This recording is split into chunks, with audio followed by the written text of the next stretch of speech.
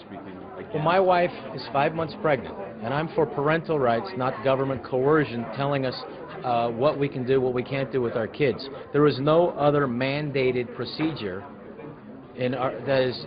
First of all, it's illegal. You can't make people do procedure that they don't want.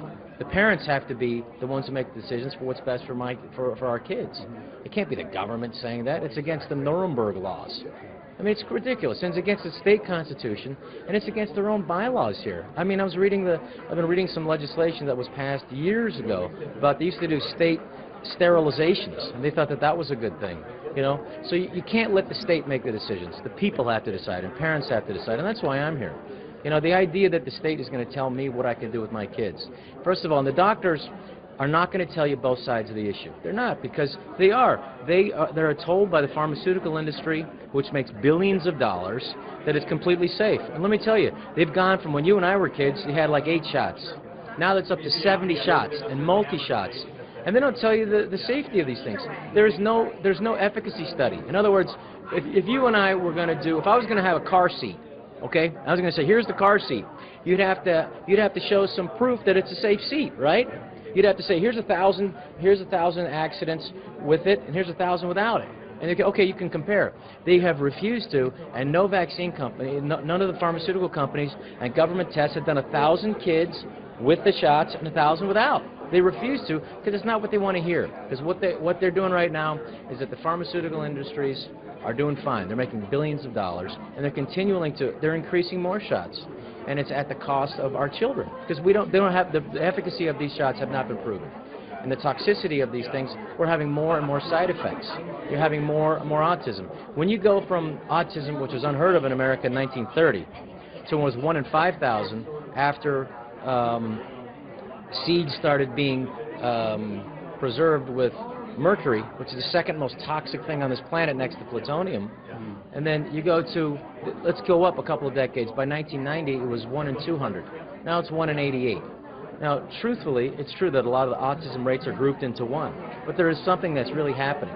And one of the most vulnerable things you can do to a child who doesn't have an immune system is give them a shot. And I'll just give you one example. You take the hepatitis B, okay?